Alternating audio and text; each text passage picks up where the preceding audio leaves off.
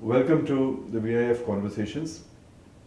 The Vivekananda International Foundation has just finished a 2 days workshop of experts on assessing India's preparedness for meeting the challenge of an earthquake.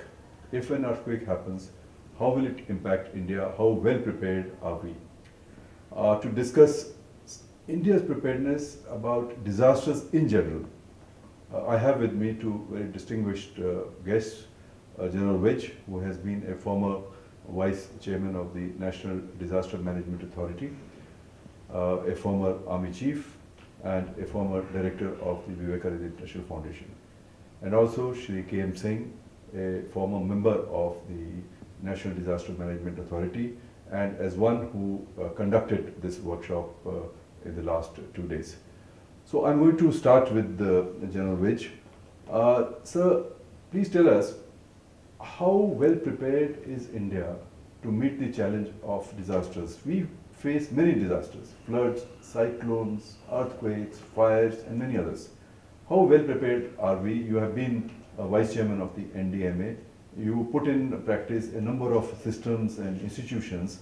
How well are they performing? And today, can we say that India is reasonably well prepared to meet the challenge of disasters? Thank you. I think it's a very good question, and this is what concerns us all hell of a lot.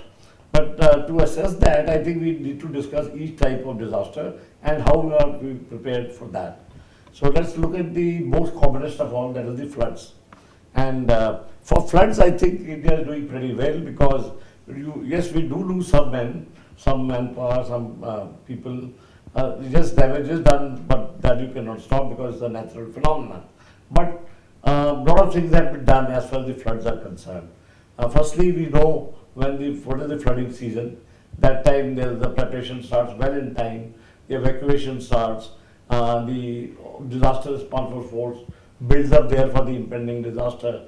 The state disaster response forces, if they have, some of them have very good ones, to some extent they come up. So all that arrangement is done and put into place.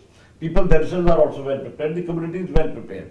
So I think we are doing a pretty good job, and as far as the floods are concerned, the problems are not that acute.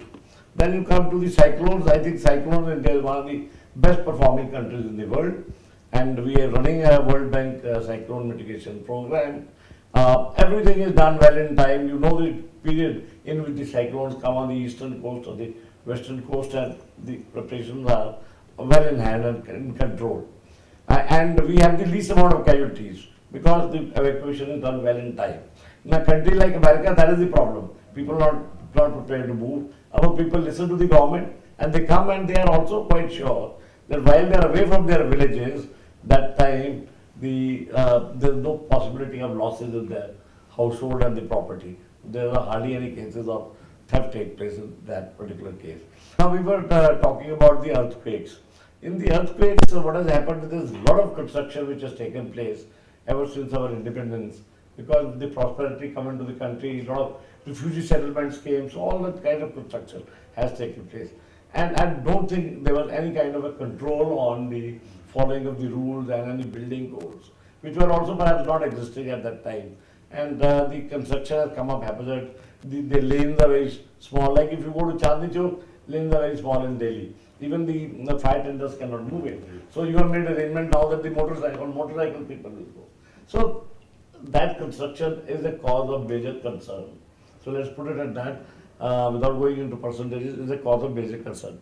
But where we should do something is the new construction, the new India which is under construction very rapidly because of the urbanization, because of the various schemes which the government has put into motion, like the Pradhan Mantri Awas Yojana, because they want every Indian to have a house by 2020. So all that construction, at least if we ensure that is safe and disaster resilient, that will help the cause a lot. And there is a lot of work to be done in that direction. If there is time, subsequently we can talk of that. But that is the situation as of today for our levels of preparedness for different disasters. Mr. Singh, we heard in the workshop a large number of suggestions which were made as to what we should do to improve our preparedness for earthquakes and dealing with earthquakes. But to my mind, I think a lot of work needs to be done before an earthquake strikes. One is to manage what happens after the earthquake, but a lot of work needs to be done before an earthquake strikes. So can you sum up for a few points which I think need to be taken into account by the government or by the civil society to improve our preparedness for earthquakes? As we discussed, entire northern India, particularly Delhi also, comes in June 5 and June 4. Our preparedness is almost minimal.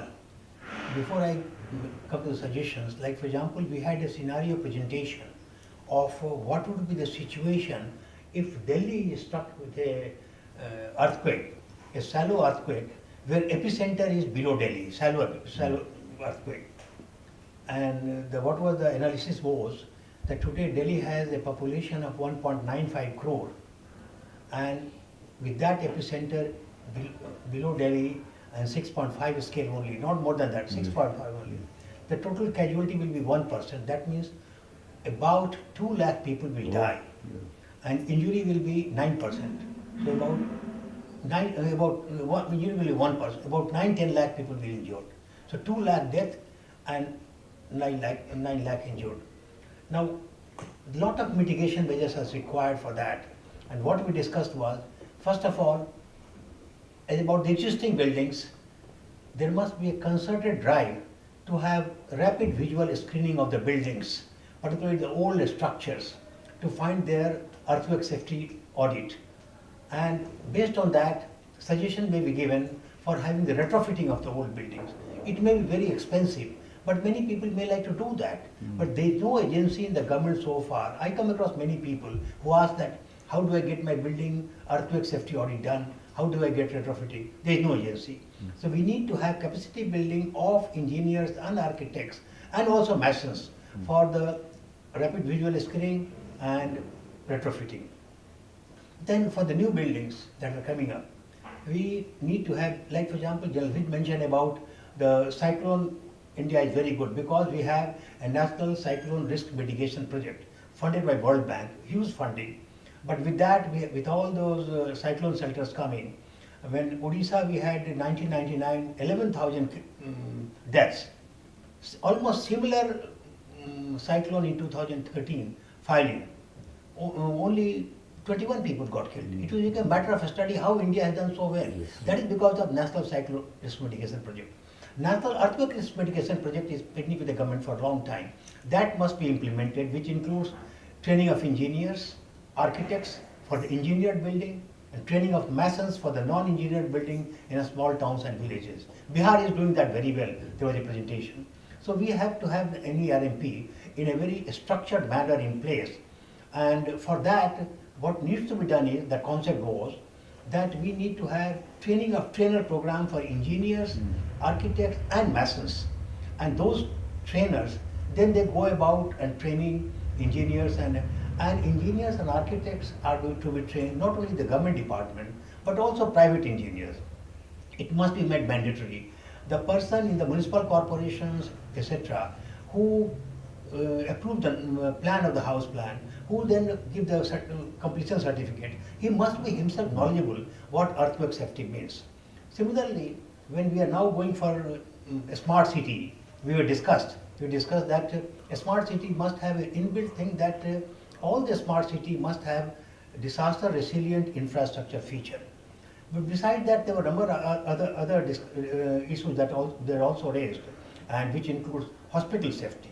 For example, if earthquake happens today, and as was told, there will be 9 lakh injured in Delhi only. Now, we don't have, if today, if 90 injured people are there, we don't have place for them. 9 lakh injured people, how do they get admitted to the hospitals? We have no plan on that. So it's a grim scenario as it stands, but if I may ask both of you may have been in the NDMA in the initial formative years. What is the role of the NDMA? What has NDMA done in respect of strengthening the preparedness for earthquakes? This is a very venerable institution. It's headed by the Prime Minister, so it's a high-level institution. How is it doing, and what should it do, and how is accountability fixed in all of this? Maybe we'd start with you. Okay. You asked a question, Dr. Gupta, with regard to the role of the NDMA and why it was set up and under what circumstances. NDMA was a thought process which was put into motion after a couple of years of deliberations and study, which was ordered by the Prime Minister at that time, Mr. Vajpayee, who himself headed a study group of which he was the chairperson, and Mr. Sharad Pawar was the vice chairperson. And there were a couple of parliamentarian, technocrats and bureaucrats who were member of that study group. They went around the world and they saw the different models, came back and then suggested one. And in India, they built up on the experience of the Latur earthquake, Odisha earthquake, Bhuj earthquake, and the Indian Ocean tsunami, the most important of all, as a new kind of a disaster which was introduced at that time. The Disaster Management Authority, it was set up under an Act of Parliament, which was headed by Mrs. Sushma Swaraj. I think they had about 21 meetings, and then it was a unanimous vote. So that was one. Now, the idea was that disasters cause a lot of damage. So all the good work which is done and the development process which is put into motion goes for a sixth the moment a disaster occurs, because up to 2% of the GDP is lost every year, which is quite a bit for a country like us, especially for a poor country like us. So the poor remain poor and the others really don't get to progress because there's a lot of damage which is occurring. So there are five parts of a disaster management cycle. That is the preparedness, that is the response factor, then capacity building, preparedness, mitigation, very important, and then the quad. All these things are taken into account.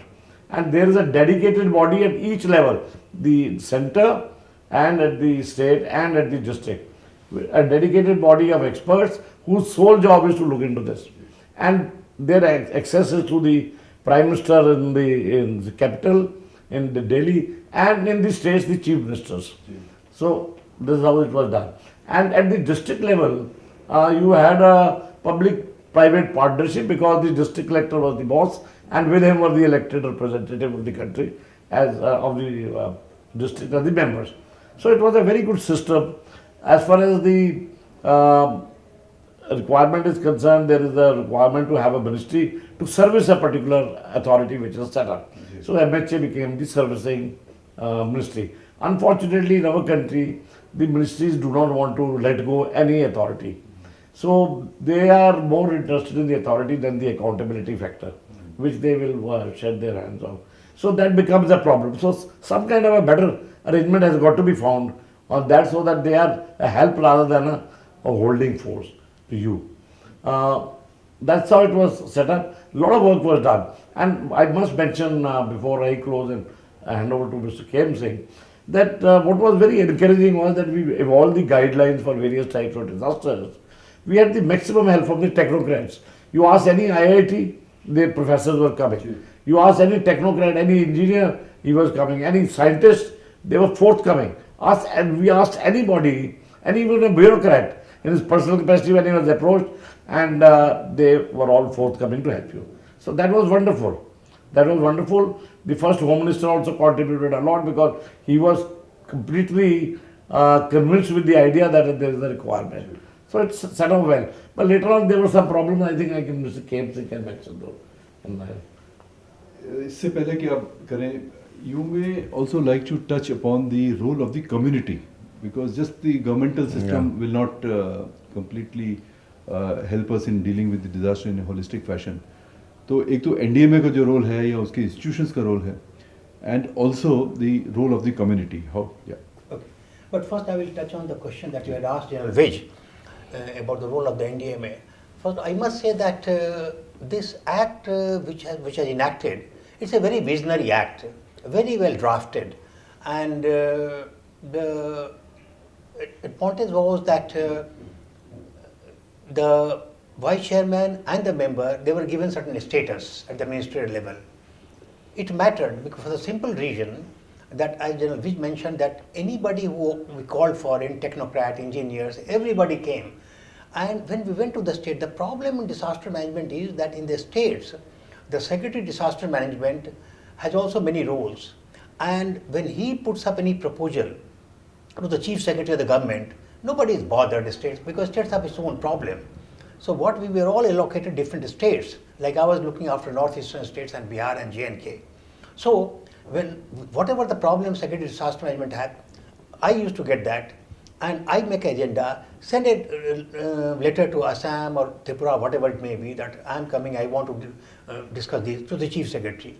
Since a status given of Minister of State, you become a state guest that is taken seriously, chief secretary gives the meeting, and his secretary's point I would to mention chief secretary, and he will take cognizance of it and work is done. At times he used to meet the chief minister also. That was a big advantage. Now, as General Viz mentioned, the turf war or the negativity to some extent or lack of support from the ministry, because I recall, General Viz will recall, first time when we went to call on President Kalam at that time, he said, mentioned one thing. He said, General Viz, you have a very high powered body, but remember one thing, if you are not empowered, you will not be able to be effective. He mentioned that, and that remained. Fact is that NDMA was not empowered at all. NDRF today has come up a very, very efficient force. NDRF का मतलब? National Disaster Response Force has today come up as a very, very efficient force. It is recognized all over the country and outside also. General Viz knows how much a struggle we had because MHA wanted that, like all paramilitary forces, NDRF should be with them so that they can deploy for the law and order duty. We didn't allow it to happen. But every time I had to take the support of NSA, at times the Prime Minister, and ultimately we got it, order from the Prime Minister's office, support of NSA, it will be a dedicated force only for disaster management. And then only we could do that. Otherwise, they wouldn't have allowed to do that. So that is one thing. Then now coming to, it's coming. Sorry, let me switch it off.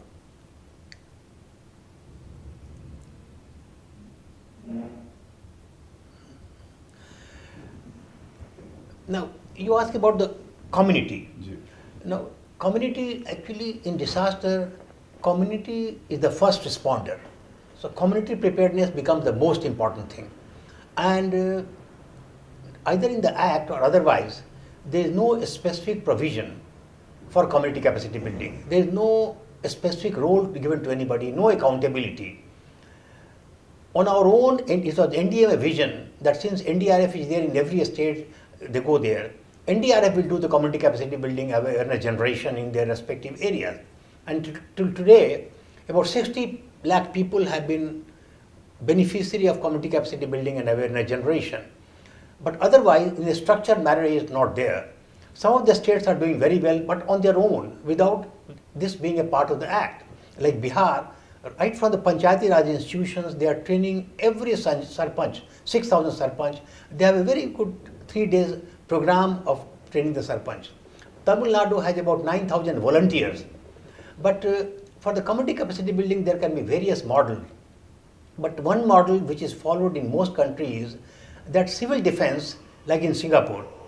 The civil defense, every Singaporean has to go through the civil defense training. Now, we were asked in the NDMA to revamp the civil defense. Civil defense revamping proposal was done. It is a very comprehensive proposal which was accepted by the 3-member ministerial committee. Act was amended. Civil defense was made one of the given role in the Act for the in disaster management. But it's a comprehensive how district-wise civil defense will be there. It's a volunteer organization, and that is the community-based all countries. Now that civil defense report, if it's implemented, I think it will go in a big way in community capacity building, community awareness. Yeah, I must add one thing. The civil defense is a very, very important part. Unfortunately, a project was sanctioned of 100 crores at that time when Mr. Patil was there, and nothing much happened after that. But without civil defense, the community performance really does not work out to the optimum efficiency. That is one part. You also asked a question about the man-made disasters. I must mention, as far as the chemical disasters are concerned, we have done very, very well, and we have issued a very exhaustive guideline. Biological, very good. As far as the nuclear is concerned, for that also we were the first one to come out with a nuclear guideline, and we then sent it to the National Security Advisory Board that time to have an audit of that, study that. I remember we came also to the VIF Since Mr. Dole was here and he requested us, so we came and gave a presentation here also. So on the man-made disaster, we done a lot of work. But as far as the nuclear part is concerned, little more work requires to be done, because should something happen, then how will we react? And that massive casualty plan which has to be there. Then yesterday also General Bharadwaj mentioned about the mass casualty evacuation, the livestock casualties, all those are very important. So that's the status roughly at this stage. I would like little further on what General said in the man-made disaster. Today, one of the worst man-made disaster is the urban flooding. Yeah. Starting from Mumbai flood in 2005 to Chennai flooding, Jammu and Kashmir flooding, and Delhi also gets flooded. It's a devastation. And urban flooding is totally man-made disaster because of encroachment of land, because of the storm water drainage being blocked, not being cleaned every year before the monsoon season, and so on and so forth, plastic, all this. Now, this is a man-made disaster, and the amount of damage caused by urban flooding is colossal. And NDMA made a very good guideline by Mr. Sajda Reddy on urban flooding. But the only thing is that so many guidelines on earthquake, flood, cyclone, urban flooding, everything was made by NDMA after a lot of brainstorming.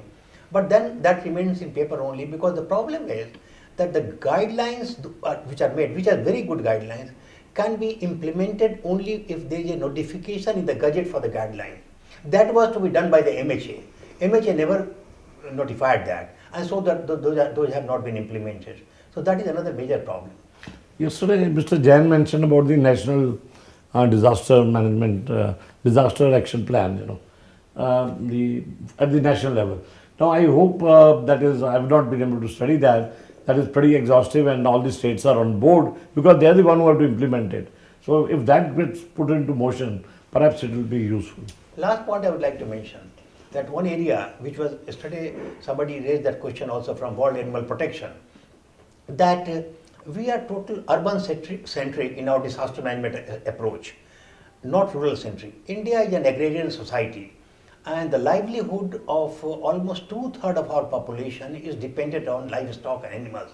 Sendai framework for the first time also takes cognizance of livestock and livelihood issue, and also for sustainable development goal, rural development. Now, the Act doesn't mention about animals, livestock, animal welfare department has no role, totally out of that. We have been suggesting I'm doing a lot of work on this animal side, and suggesting, number of suggestions have been made, that animals and animal husbandry should be mentioned in the Act. But that is not being done, saying that animal is property.